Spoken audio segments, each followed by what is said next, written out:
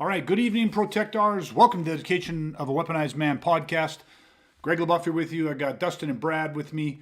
And listen, tonight's episode is called Shit Sandwich versus Filet Mignon. And great title, right? And here I want to start with a little bit of a story. I'm not going to name names, but so I'll just kind of give you the details of the story. But a tremendous warrior, okay? Tough as they come. And he finds himself in a situation where he comes up against a guy who is untrained, other than just kind of like life experience. So you're kind of proverbial fucking just badass motherfucker, gangster, criminal type guy. And they get into a situation and the gangster bad guy fucking wins. And when it's all said and done, this individual basically self-condemns himself, so you know what I mean, to 6 months of shit sandwiches. And he did it for one very specific reason, because he attributed, when he did the kind of debrief after this situation, where he was fortunate enough obviously to survive, but he boiled everything down. He reduced it down to one thing that this motherfucker had, this badass gangster had, that he didn't. And it took him 6 months to get it. And that was because he understood the value of a shit sandwich. Okay, so that's what we're going to talk about tonight. Stick with us. Back in 30 seconds. Hey everybody, for those of you that don't know me, my name is Greg LaBeouf, and I'm sharing insights for how I went from the victim of a brutal attempted murder to weaponizing my mind and body, mastering the tool of violence so that I can protect myself and my family from violent criminal assault, and how for the past 30 years I've been helping good people just like you do the same. Welcome to the Education of a Weaponized Man podcast. All right, okay, so just real quick, I shared it, right? Shit sandwich versus filet mignon. Now, I think everybody gets the analogy, right? A shit sandwich is exactly what it sounds like, a shit sandwich. When the fuck would you ever want to eat a shit sandwich? And filet mignon, I mean, Jesus, I mean, I'm no foodie like Brad, but I enjoy a fucking real good steak, right? So, at least by my standards, a good steak, right? I'm not as hard to impress as Brad. Those are called ribeyes. Yeah, that's correct. Yeah, okay. Well, whatever, man. Ribeye, filet mignon. Oh, see, it starts already. It's going to be a whole different fucking podcast. Make sure you look for Brad on the food channel he's talking about. Anyways, so I love this analogy, though, because there's a lot of there's a lot of reach to this topic tonight. And so we'll see how far we get into it. But I said, you know, world class, highly trained, highly skilled combat educator. I mean, a fucking badass, been in numerous fucking battles, and just, you know, a badass, right? And then you got this individual that is untrained, unrestrained, and just fucking, you know, the predisposition, the makeup, you know, he's street trained. You know what I mean? So it's not like he didn't have any training, he didn't have any formal training. But the difference is that after this situation where, you know, the gangster, the bad guy, gets the best of him, and again, he's fucking lucky to survive it. But there's not self-pity, there's not depression, there's no excuses, no shit. He steps back and he does an actual AR, there's an after-action review of this. He does an unbiased account of what the fuck happened. Because listen, you know, warriors die. I mean, shit happens. Anybody can lose. I mean, you know, on any given day, greatest fighter can lose to a shitty fighter. Like, I mean, it does happen. But he looked at it and says, was this a one-off? You know, is there something, you know, that needs to change or evolve or be discarded in my own training, in my attributes? Like, what was the shortcoming? And after a little bit of thought, you know what I mean, it came down to one quality. Now, there's a number of different ways to describe this quality, so I want people to get to what the one root of this is. But at the end of the day, he said, here was the thing. The guy wasn't as good as me, wasn't as technical as me, he didn't have the attributes that I quite had, all of this stuff. But there's one thing that he had more of, and that was ruthlessness. And then he distilled the word ruthlessness down. He had more fucking grit, right? The guy had more fucking dirt on him. And I always found that ruthlessness or killer instinct or, but the grit. And then you just keep distilling that down to where ultimately the word that we used so much was dirt. The guy had fucking dirt in him. He had dirt on him, like he had fucking grit to his soul, like to his personality. And so what he did was for like 6 months, he basically, so he had now diagnosed a problem, and then he self-prescribed a treatment, and the treatment was shit sandwiches for the next 6 months. I mean, he literally put himself through a mini torture camp. And I don't mean physically like, oh, he was running stairs and doing things that exhausted him and pushing cars up hills. I mean, he literally, sleep deprivation, starvation, isolation. He just went all in on physical, mental, emotional kind of self-torture.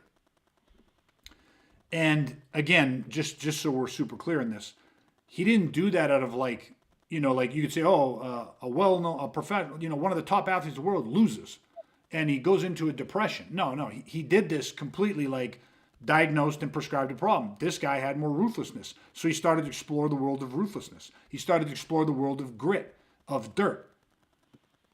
And there's a lot of ways people could try to describe that. And maybe just real quick, if we pause the story right there for a second, we just explore that a little bit, and what you guys can jump in and share your perceptions on this, but also kind of on like from your perspective, what I'm talking about when I talk about fucking grit or what we call, you got to have fucking dirt on you. You got to have dirt in your soul. You know what I mean? Like, so just maybe I'll let you guys chime in here and kind of share your first initial thoughts. Yeah, one thing that hits me is a quote by, I think it's Jordan Peterson. Doesn't even matter. But it was essentially that like hard times make hard men make good times, and good times make soft men, and then the cycle repeats. Soft men make hard times, and then on and on and on. It just goes around and around. Yeah. And then I think that has a lot to do with it. Is where I think in our society, a lot of us are fortunate in the way that we are raised and grow up, and yeah, we are missing a lot of that grit unless you go out and seek it like this individual did. And obviously lots of people in our society also grow up with a ton of friggin' grit because of other circumstances and whatnot. But no, I think speaking for me personally, I definitely didn't have a lot of struggles. I didn't have traumas, nothing really crazy serious in my upbringing, my childhood. So I definitely feel like I came up with less grit than a ton of people because it was easy. Life was easy. Everybody has their little struggles, but at the end of the day, it is an easy life, and that tends to make people softer. So that's the first thing that hit me. Yeah, it's really good. I love it. Yeah, 100%. Yeah, it's just the one word that popped in my head, and it's the same thing that Dustin is talking about, is just experience, or experiences, right? Because it is like, what experiences do we have in our life that make us endure, right? To make us overcome adversity. Now we all have some, and I'm a lot like Dustin in that regard. Like, I didn't have a lot of experiences in my life, in my upbringing, in my young adulthood, of these experiences that I had to really, really endure through. And even if I did, go look somewhere else. People were enduring through a lot more than anything that I could have perceived as a challenge or struggle or something to overcome, right? But it also made me think of like, well, why do people train it then? Because you look at Navy SEALs and Special Forces, is like they have an element to what you're talking about in terms of what this individual did, because you gotta have grit to you, because when things get hard, you gotta know that you could endure through that, right? So it's something that, like, it's definitely an element, and having those experiences are in a time, yeah, man, it's shitty, but it lets you have the confidence, is like, well, I've been through worse, or I know I'll do everything I can to get through this. Mm-hmm. It's either going to pass or it's not going to pass, right? So it helps build that mental toughness. I know that's a phrase that's always kind of tossed around willy-nilly, but when you really digest that, I think that is where that is building in people for sure. Mm-hmm. Yeah, I think that there's a couple key things. One, like Brad, you're talking about like the word to endure, which is a very, very powerful word because most people understand, like, okay, listen, like they have an image of that. What is it to endure through something? And you could go back and read, autobiographies of men who in World War II, were, spent time in concentration camps or prison camps and as POWs and, I think there's a movie called Unbreakable, and obviously a book and stuff, and you look at what this person endured, and you connected the mental toughness and stuff, and that absolutely is a part of like grit or that dirt that we're talking about, and then also what you said, Dustin, about how, like, just to sum it up, but hard times make hard men, and soft times make soft men, and we just all understand that to be an immutable truth, that, and so that stuff's important. What I would like to focus on, and what I think is that, or maybe even ask that to you guys, like Dusty, I think it was Dude said, but everybody goes through some hard shit, right? Life's fucking hard, and we go through some hard shit, and so everybody's had to endure. Everybody's had to have some grit, you know what I mean, to get through it, and now to different degrees, right? Sometimes challenges and hardships they break people, and even though life progresses, things move on. So even though they may come through it, because shit just keeps moving forward, right? So sometimes, you don't as much make it through it as you just live through it. You know what I mean? Again, it's like, are you surviving or are you thriving? Because those are two totally different things. But where I want the conversation to really grow, to go, is what is the difference between having the grit or to endure these hardships and to even let's say to thrive in them, and then what this individual, why he connected the word ruthlessness to it, and then boiled it down to grit and dirt, is something I think that is slightly different. It has elements of that ability to endure, but when he said that this guy was more ruthless than me, he was fucking meaner. He had less lines in the sand. He had less psychological barriers. It's almost like, like he was wild. And I don't just mean like, oh, the guy was a gangster, so yeah, he just fucking blacked out and went fucking crazy, and that's that chaos of just somebody just fucking losing their mind. That's not what I'm talking about. What he identified from somebody who wasn't trained, but what this guy did other than through his life experiences, had more ruthlessness. And the way he described it was like, it was like a fucking laser beam, like a laser pointer. Like, it was so fucking focused.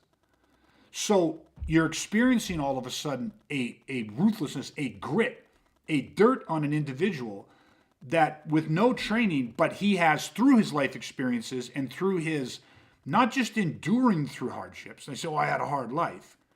But I think it's connected to, like, your desire to survive. Like, almost like imagine, somebody takes your head and, drags you into the ocean, to about chest deep, and then fucking shoves your head under the water, puts you down on the fucking, ocean floor, and puts his foot on the back of your fucking neck. Like, you could panic. Your physiology, your brain, everything's going to send you into fucking panic mode, because you're going to be like, I got to fucking breathe. The alarm bells are going off. And you're going to have a innate survival reaction, almost like a primal flinch or reaction to fucking, thrash around and fight to fight for that breath. But it's like, it's not your first time experiencing that. And this motherfucker just keeps dragging you out, and pushing you under. And so you may go, well, oh, I've been here before and I've learned to endure through these things. Or you start to refine it. Like, those experiences start to give you, to develop a grit or a dirt in you in a different way, where you become almost more, I don't know if I like this word 100%, but you almost become more sadistic in nature. But because it's linked to your very fucking survival. And so the word ruthlessness is maybe not powerful enough or descriptive enough. Whereas the word sadistic might be too much, because when people hear me say the word sadistic, they can't help but attaching a real negative intent to it. You think of someone who's sadistic and the motherfucker's out, fucking suffocating, killing, skinning fucking people's pets. You know what I mean? Fucking, abducting people, raping people, cutting them up, eating, a real sadistic motherfucker. But that state, is it not possible for a human being on the righteous side whose life is at jeopardy, or the life of their family, their loved ones, to in that moment have a grit and a determination that takes him to a place where he becomes, he fights for his life with a sadistic ruthlessness. And I think that, for me, it changes the scope of that. I start to see it in a different light. And it's not, I don't want to go too deep into, that whole definition of it, but I just want people to understand that, I found this to be very interesting, because here's, insight truth. I think that was one of the things that I knew I was missing. In training in martial arts at, starting at 10 years old, and you train, you get your black belt type stuff, and then going into combative sports. And I was not, I was never going to be a great fighter. I trained with two guys, pro athletes, pro fighters. They had the drive, they had the passion, they had the attributes. I was a good sparring partner or a good training partner for them, for sure, I believe. I had the attributes and skill sets to fill that. I never had the drive for that and stuff, but I also didn't have the mindset, because to be a pro fighter also requires a different type of grit. It's a different type. Not everybody can do that. It's very, lots of people can dabble. Very few people can really do that. I didn't have that mindset, and then, so then I experienced violence, attempted murder. You almost get fucking murdered. And again, the thing, nothing I knew translated. So it's I didn't speak the language of violence. So, I felt I was completely lost on that front. And it took me a long time to figure it out. It wasn't until I started training with my mentors and stuff and walking the weaponizing path.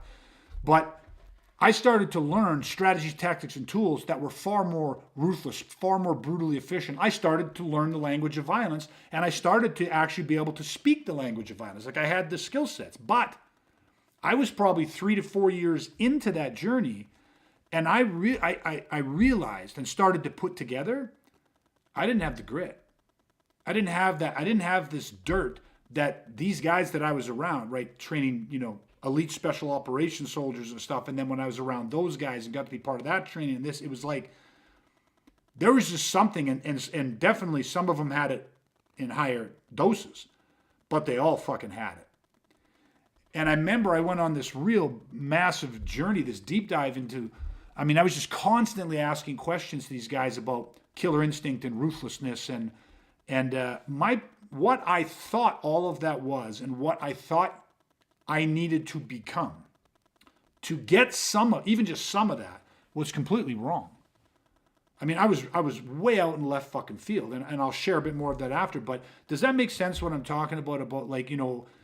It's this, and maybe I'll pose this question to you, and you can throw in whatever comments you want and maybe answer this question. But if there's two guys in front of you and you got to bet everything you have on one of those guys, and you just get a few minutes to study these guys or maybe interact with these guys real quick, when you know what to look for, you can pick up on this grit. You can just feel it. This motherfucker's got some dirt on him.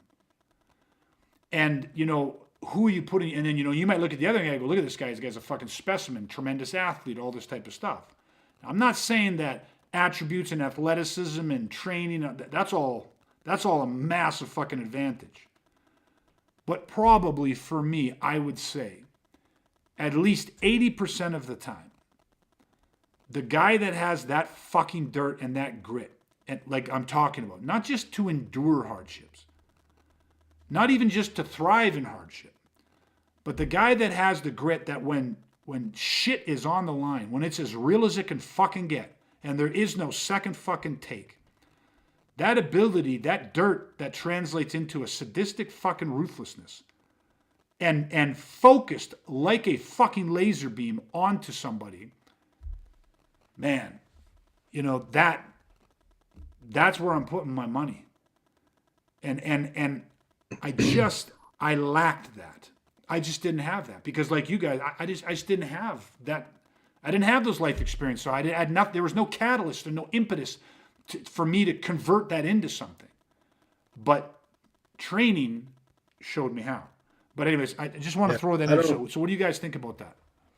I don't know if I'm on the right track or not. You hear what I have to say, and you guys can share your thoughts on it. But like, just listening to you talk like that whole time about, what this other individual would have, and I'm just trying to, think about it, in the moment, and like, okay, like, because I totally understand, like, get exactly what you're talking about, what that person would be like, and think like, and act like, and I'm just sort of sitting here thinking like, okay, like, how do they get that? What is it about it? Because like you said, it's not just maybe not purely enduring hardship, but there's more to it.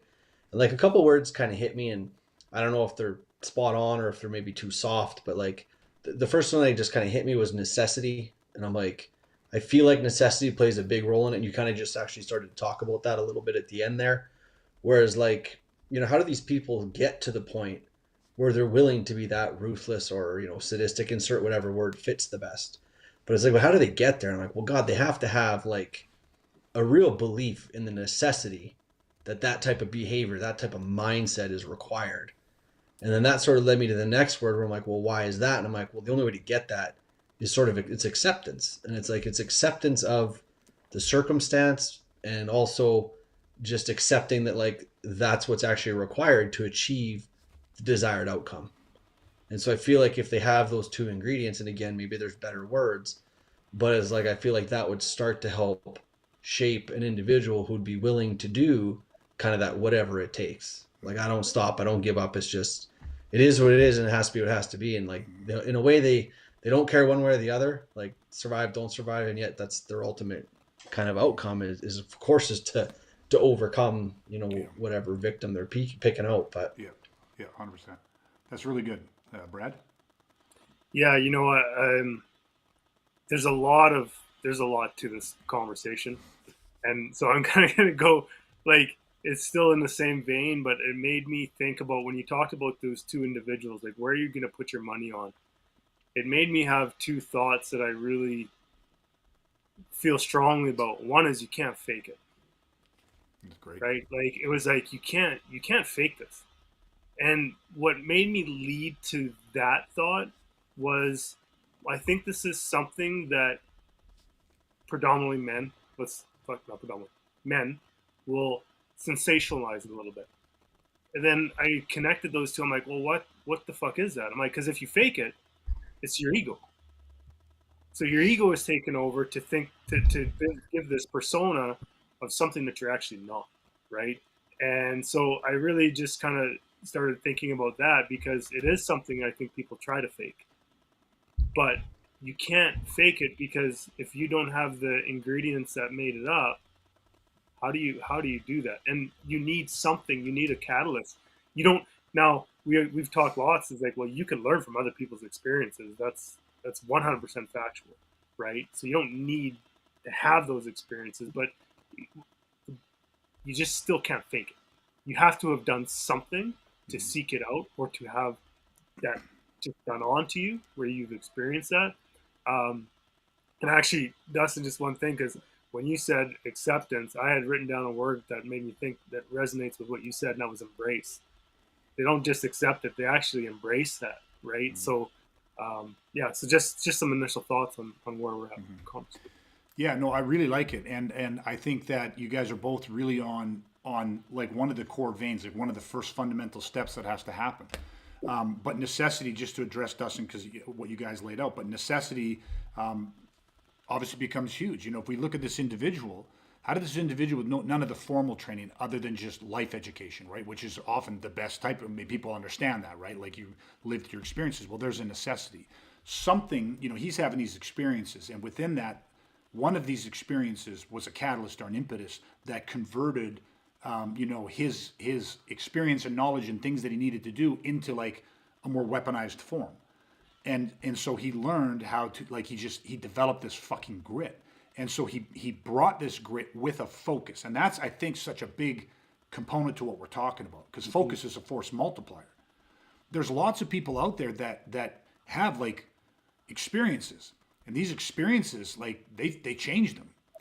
And there is a necessity of these things, but it almost breaks them in a way that like they're very untrained, like it's very uncontrolled. So it lacks the focus. So you might have somebody who goes like becomes very hardened, very sadistic, very but it's like their emotional intelligence lowers.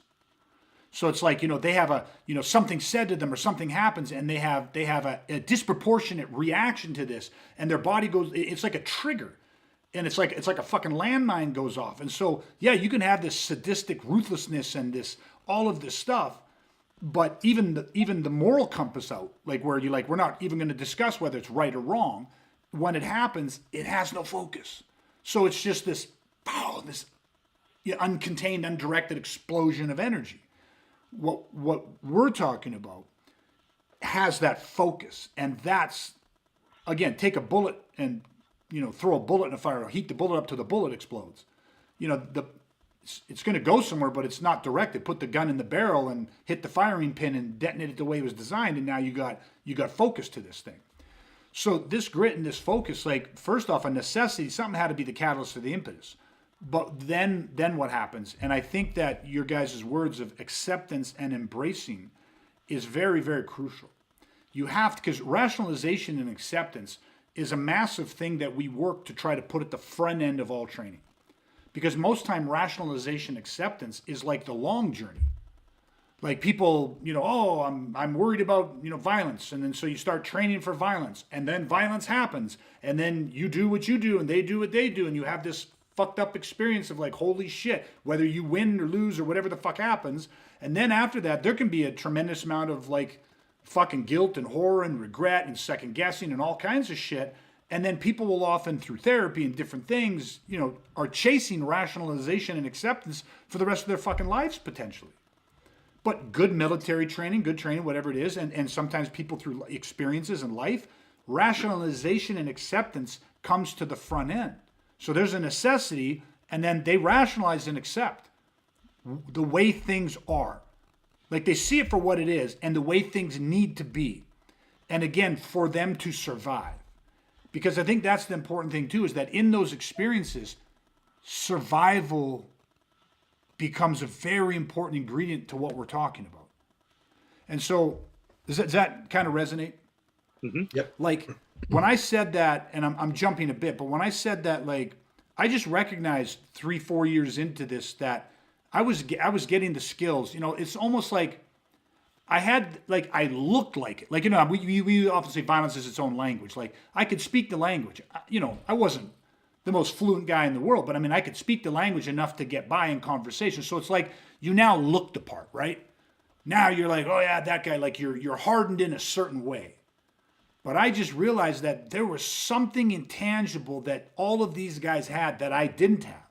And that's the grit, the dirt part of it. But when I started asking questions about this, it's like, it really was, at the end of the day, what I had to tap into was like, because I couldn't, how can you accept something? You can't just say, oh, I accept this. It had to come back to like, what was my necessity? And for me, it had to come back to like the survivability, like surviving. Like, I don't know if I can express this, powerfully enough.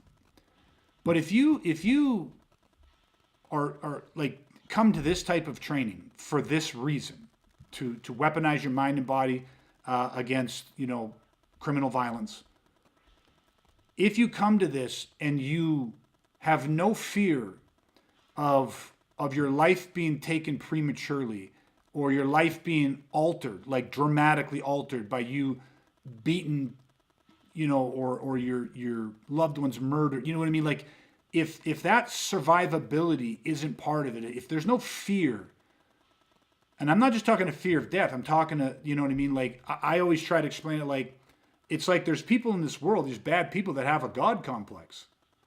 Like they just pick and choose almost at random at times who lives and who dies. Just on whatever day, at whatever time, just go, no, fuck you, you're dead. And you know what I mean? And it's like, if you're not afraid of that, if that's not a problem for you, then no experience you have can ever truly become, it can never be weaponized. It can never be a catalyst, that it can never be an impetus that changes it, because then you have to accept that.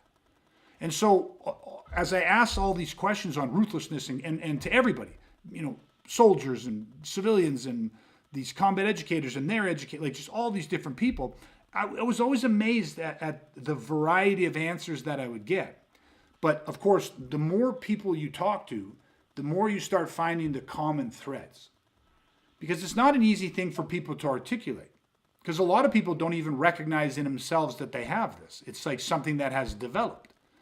But when you do start to accept this, like again, I think the survival part, you have to have a fear. And you have to see it as a real fucking problem. And then you start rationalizing, accepting, and it starts changing your fundamental beliefs. So things like your belief in your right to life, the belief in the moral right to take life, to preserve life in the face of imminent grievous bodily harm or death. And I'm talking on a moral compass right now. Like, just leave the legal out of it, right? But of course there is justified legal situations where you are, entitled to use lethal force and may in fact have to take life, to preserve life. But you get what I'm saying? So all of a sudden these different set of beliefs come in, but they come in a very different way. And then I'm just going to tie it back to well, why did he self-torture then? Like, why put himself through hardship? Why starve yourself to the point of where people around you are concerned because you're locked away in a room and haven't eaten for weeks? You know what I mean? Like you're sipping minimum amounts of water while he was trying to push himself to the brink of death. And you start thinking, what kind of lunatic does this? But the better question is, it was two things. One, thank God somebody else is doing the experiment, right? Because I just want to learn the lessons. I don't want to be the guinea pig. I just like to learn the lessons. But it's like he was giving himself life and death experiences, playing with that, you know what I mean? That thing of do you want to fucking live? Do you want to live or do you want to die? It's a fucking decision. But we consider and say, well, I don't want to die, I want to live.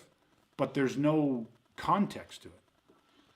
It's almost like it's to what intensity did he have to want to live, right? Yes. I think that kind of for me, listening to that last bit of the story of starving himself and pushing those limits it's well, what kind of lunatic is it? It's no, it's somebody that has a really high intensity for life, actually. Yeah. It's not for death. And I remember, this is years ago, having a conversation, and they're like, yeah, well, if it's my time, it's my time. Mm-hmm. And this was about violence. They're like, if that's what's on my journey, that's what's on my journey. And I'm like, well, we don't think the same, my friend, because I have an intensity to not have that happen. Yeah. So and now my intensity is here, but that guy's you're talking about is you got to see my hand because it's off the charts, because look at his intensity to that. Yeah. And just because I think it's a fairly significant part of the story, this went on for months. Overall, the whole process was 6 months doing different things: starvation, self-deprivation.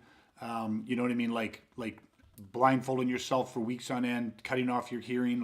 Just things that were either these things you're fucking with, you could kill yourself, and other things where it's you're gonna drive yourself fucking insane. And then kind of as you went through his journey and had different experiences, pushing this limits and doing these things, at the end of it, they said it was one day where he just literally came out and was let's fucking train. And then it became a year of some of the most intense training that any of them had ever experienced. And I can see that as this neural connection. That you've come to this point where you're maybe I can't push myself anymore without, I've got that feeling. And then you come out and the thing you do, imagine not having food for how long and you're starving. And then all of a sudden you come out one day and go, let's fucking eat. Now, medically, you probably wouldn't be able to eat a whole lot, and you probably wouldn't even have an appetite to eat, because you get what I'm saying. But all of a sudden you come out and go, let's fucking train. And they just said he was different. He was different. And they said actually for that first year, it was actually really tough to be around him and even to train with him. And not just because the training was so intense, because he was just so different, but it took more time. It took, I can't remember exactly how long they said, but for him to restabilize, to absorb those lessons and really get the reins on it, to where you kind of at the end of the day come back to like this really good person who has it under control, who has the ability to regulate this now. And remember, this is a very intense journey this person did, but the lessons that came out of it, for me, it's like, kind of like when we talk about energy drills, right? Like, if you're doing energy drills, and whether it's Hubad and Lopsows and all that type of stuff, that has to be personally transferred from, somebody who has that energy, who can feed that energy and pass it on to somebody else. You can't just learn it through techniques and stuff. It's transference of energy. And I think that when you're around people that have this dirt or this grit to them, and here's the thing, once they have developed a framework to help teach people that, right? Because most people, they didn't know they have it. So you have an intangible. It's like back in the day, one of the best coaching tips people could give you is, you're doing a drill and you fucked up, and your instructor walked over and said, dude, you got to fucking focus more. And you're like, oh, okay. And then they walk away. But nobody tells you how to focus. Like, how do you work your focus? How do you strengthen your focus? You know what I mean? How do I control this? Can I control this? Is that a thing? Am I born with a certain level of focus and that's it? Or can I increase the capacity of my focus? People didn't understand how that. They just said, just shut the fuck up and focus. You know what I mean? It's like, how long ago, not that long ago, but how long ago is like mental health was never a question, because even if you said, yeah, I don't feel right. Who the fuck knew what to do or where to send you to? Who knew how to talk about it? We just didn't understand so much shit. And yet now we do more. And so this is no different. So even the conversation we're having tonight, like one of the things that my first thing I said really had to lean into was, do you want to live or you want to fucking die? And you had to make dying real. Now you don't have to go to the extremes that he did where you physically have to experience a near-death thing. But the mind is very, very powerful. And I'll give people some examples so that this makes sense. But like, this is why we tell people to actually study criminality. Like when you watch the news and you hear of some, horrific murder, is to don't stop at the news report. Don't stop at the 30 or 60 second or maybe 90 second, news story that they have about it. Like, go beyond that. Find out about the victims and their families. Follow the ripple of destruction that violence causes. Find out about the perpetrator. Like, you start to explore these things and you start to make it real, as if it was like that was a family member, or you start almost first person. You start imaging it happening to you. And then what I find, it's not they got stabbed and thinking about, how do I prevent the stabbing? How do I work my knife defense? To me, it was more juice came out of exploring the destruction that it left. It's like oftentimes, like, we're more motivated, especially if you know what, but if you have kids, you get it. And just your spouse, like, but the thought of allowing some harm to come to your kids is an almost unbearable thought. And when you start to explore the people, the desire to survive kicks in. But you got to make it real. You can't just study criminality like a researcher from the safety of an observation room, where you're disconnected to the rawness of it, the emotions of it. Right? You have to, and you can, and yet here's the best part. You can compartmentalize that time you spend in that, because you can only handle so much. And you're not trying to desensitize yourself to it. That would be the fucking opposite effect. Matter of fact, what you're trying to do is you're trying to actually experience the emotions and process through the emotions. And I said that I was way off on my thought process of like how you got the killer instinct and ruthlessness and dirt and grit, because I thought warriorship meant being more stoic, less emotional, like suppressing and pushing and blocking everything. It's like, I'm not affected by anything. I just don't give a fuck, cold and dead. And man, I'll never forget the day that, it finally hit me when they sat me down and were like, you're going the fucking wrong way. warriors and this grit and this killer instinct, these individuals actually have the ability to express emotion better than everybody else. They actually, when they speak in terms of feelings. They don't speak in generalities like, how you doing? I'm okay. They talk about their emotions. How you doing? I'm fucking energized. I'm sad. I'm frustrated. I'm like, they describe their shit because they're processing shit. And that's how they're harnessing this stuff. And so like, and there's more to it, but it flipped me a full 180. But the survivable part of it had to be real. The rationalization and acceptance of certain truths in this world. Simple things like, like not all, you can't talk your way out of every situation. You can't avoid every situation. Like just simple things, but these things started to become, beliefs of conviction, not just opinions. You know what I mean? And yeah, and like you said, just because I saw it on my page, I wrote the note, but Brad talking about how you can't fake it. You can't fake it. I felt like I was trying to fake it. I wasn't trying to fake it because I was trying to be a fraud. I just didn't know. I just thought if I tried to mimic how they acted and how they talked, that I would someday wake up and go, hey, I have it. And it doesn't work that way.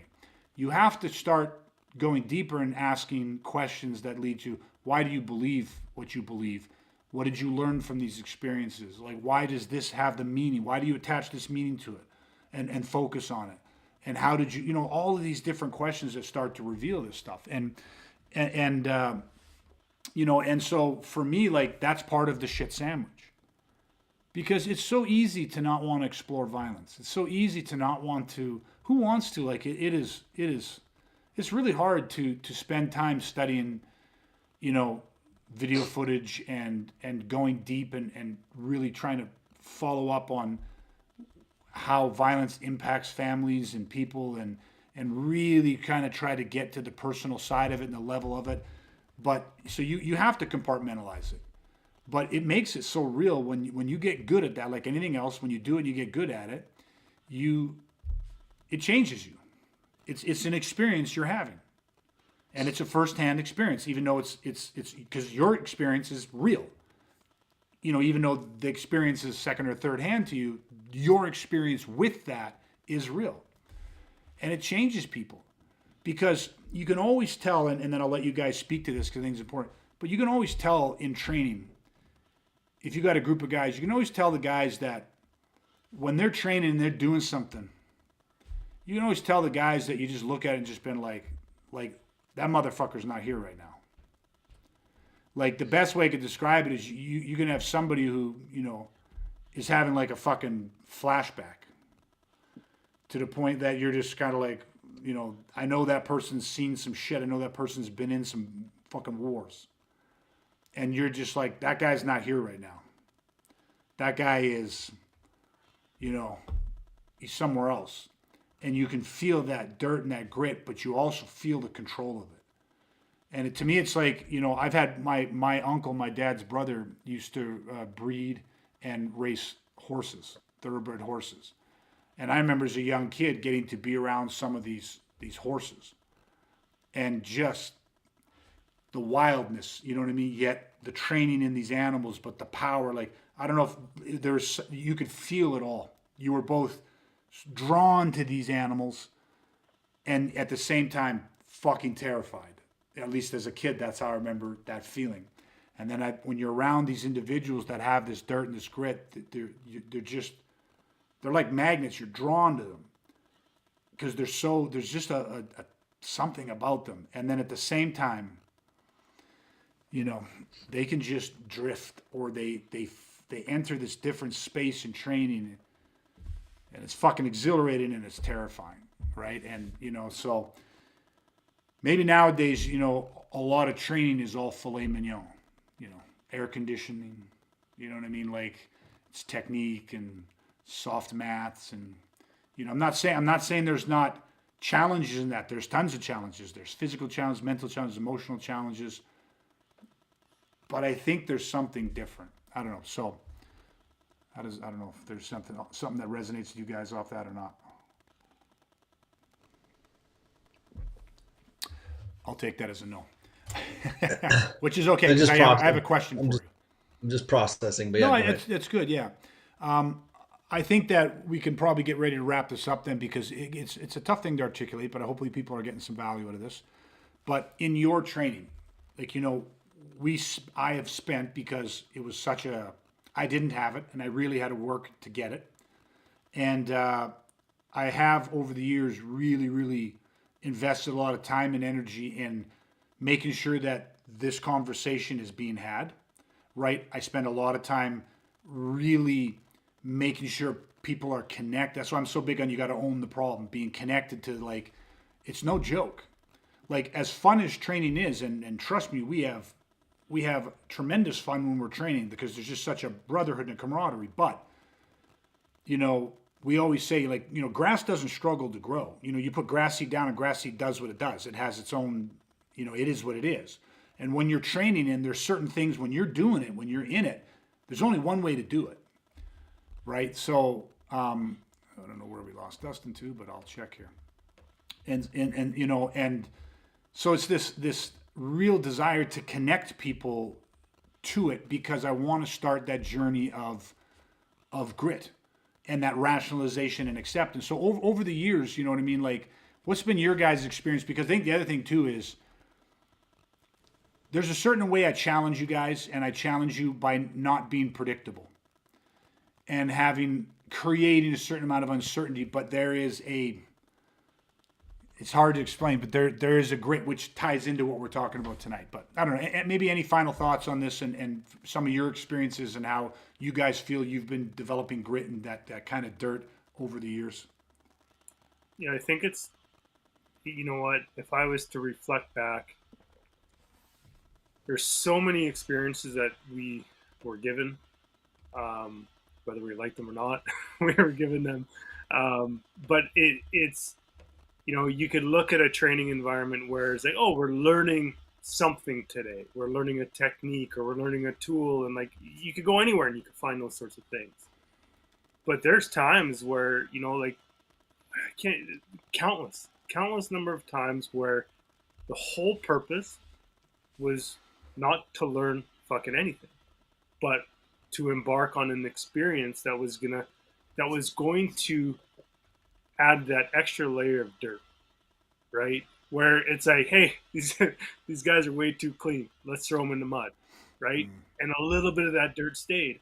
And it's like, yeah, you know what? I think they've been washing off some of this dirt before. Like, it's not like it goes away, but like a lot of it, it's like, okay, now it's time for another experience to really put legs under that table of that owning the problem. And I think if I really go back to it, is like those experiences were the necessity. We're owning the problem. We're getting us in touch with that unpredictability of what the nature of violence, of what that is. It was not about strength or an elbow or a strategy. It was about mindset. And, with those experiences on top of everything else that we did, it allowed us to own not only the problem, but our solution to the problem, which I look at that solution to the problem is increase that intensity to own the responsibility of my right to life, liberty, freedom, and security. Own the responsibility of I'm not gonna die at the back of this dirty old fucking bus. Do you know what I mean? Like that story. Like that's kind of where I feel that those experiences have given me along the way, for sure. Yeah. It's the whole journey of making it real, and that's again, if you've listened to the whole podcast, you probably understand it in a different way. People think, "Oh, make it real." Oh, the training's got to be real. You got to really be trying to hit each other, and you got to really trying to kick each other. And no, make violence real, make death real. Yeah. Right, Dustin. I'm going to let you go ahead and throw in your thoughts. It froze up, so I missed the first half, and yet I think I got enough of the last part of the question to still be able to answer it okay. But the thing that kind of hit me, like when I look back at all my training and stuff in regards to what we're talking about, and I, always, of course, scenario training comes to the forefront, because that's kind of the closest we get in our training to, actual combat, violent altercations and stuff. And when I look at it over all the years, it's like, dude, I think you even said the word just now about like uncertainty. It's like there was always, always, always, always a fairly heavy element of uncertainty and pressure. And sometimes the pressure was more physical, and sometimes it was more, I won't even say mental, I'll say psychological. Because to me, there's a difference. Mental is more like, oh yeah, you just got to have the right mindset and go get them. It's like the psychological was like a lot more of like in the pushing the boundaries of traumatic in a way, but not in a bad way. But like it was always understanding the limits. Like I think that's one thing over all the years that Brad and I have trained. One of the things you've always done the best is understood exactly where people were in their journey and what pressure and uncertainty they needed next and to what extent. Because it was never too much, like the whole thing of like, you never kill a warrior in training. Like you've never done that, but it's also like, it's never easy. It's always, and I think that's where you start to get that grit from. And like Brad talked earlier tonight about like experience, and it's like, that's where that stuff comes from. Like you have to have experiences. And, you kind of alluded to the fact that, with this one individual you're talking about, it's like, how do we duplicate that result with him without imitating what he did? Yeah.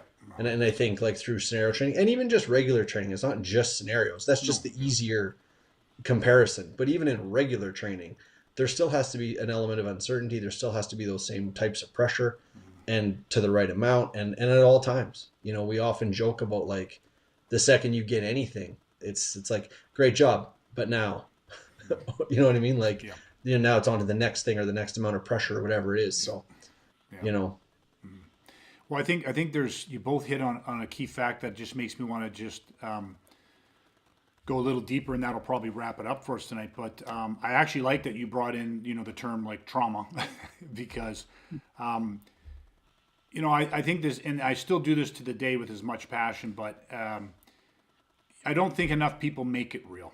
Like, you know what I mean? Like, I would say that in a lot of our training from the beginning, stories are powerful.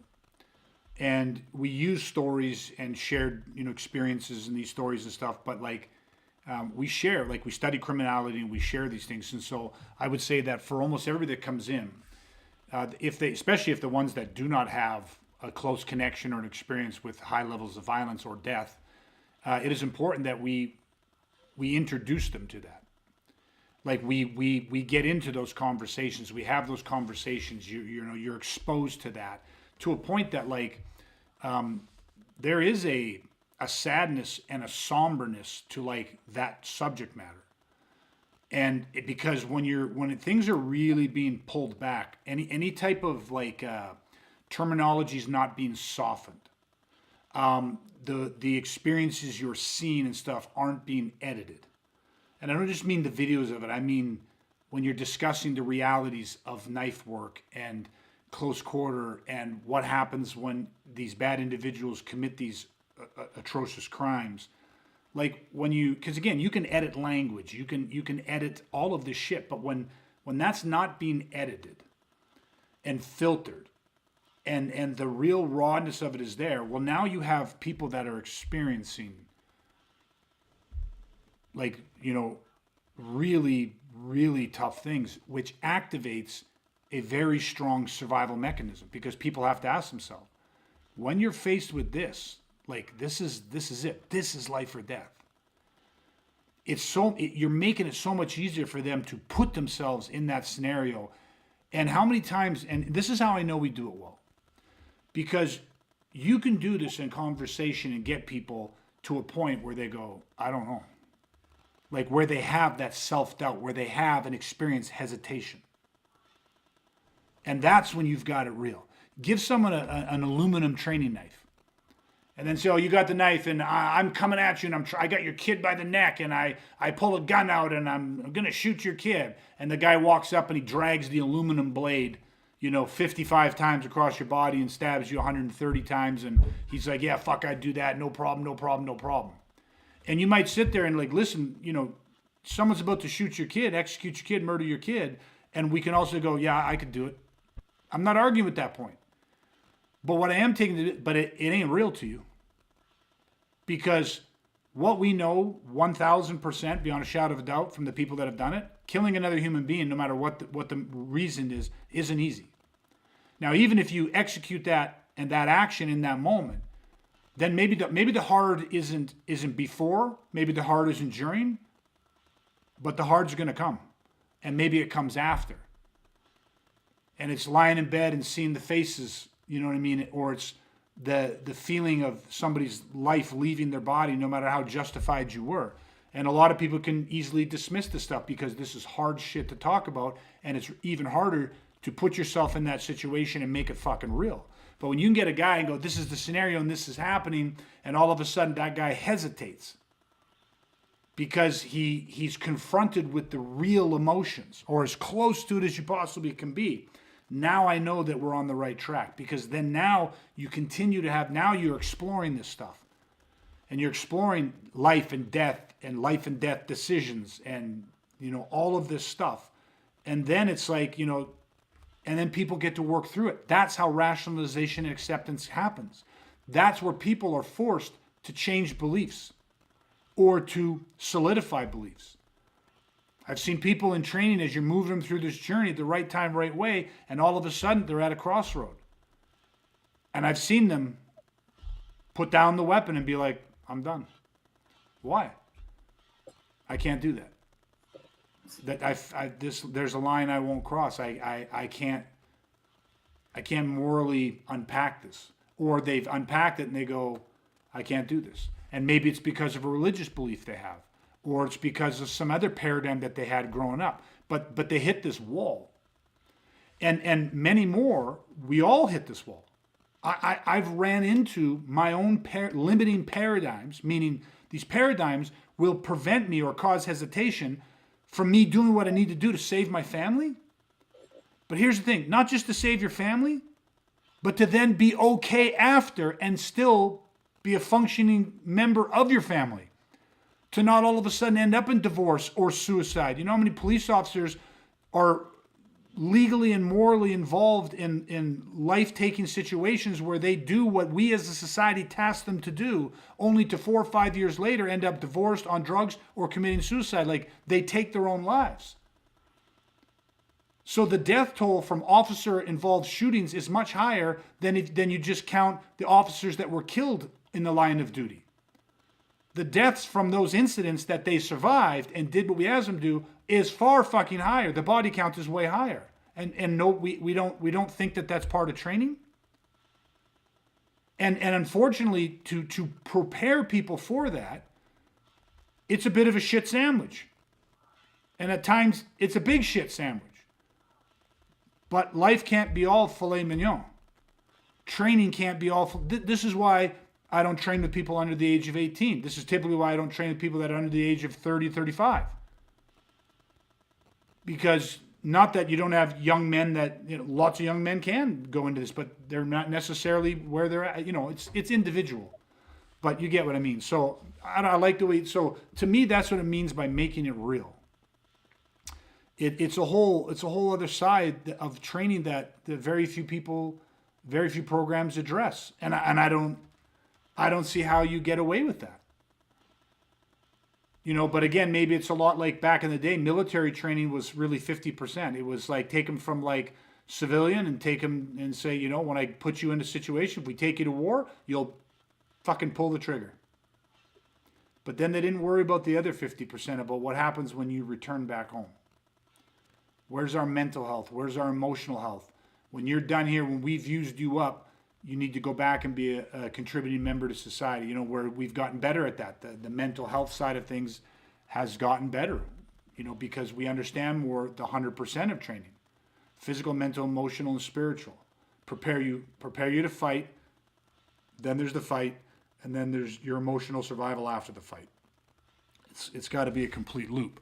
And to me, that's what we're talking about. So you need a bit of a shit sandwich in with the filet mignon. To, I think, adequately prepare yourself and give people that dirt and that grit that I think absolutely has to be there. in order for you to survive, right? Or the best odds. Remember, everything's about increasing our odds of survival. So, I don't know. All right, any final thoughts, guys? Oh, I'm good. Nope, all good. Okay, guys, we'll wrap it up there. As always, thank you guys for joining us today or listening to this podcast. We appreciate it. Please, as always, like, share, comment. It just changes the game for us in helping to reach other good men and warriors and protect ours with that right mindset. And so that's it. Other than that, stay safe, stay weaponized. We're going to chat again soon, everybody. Take care.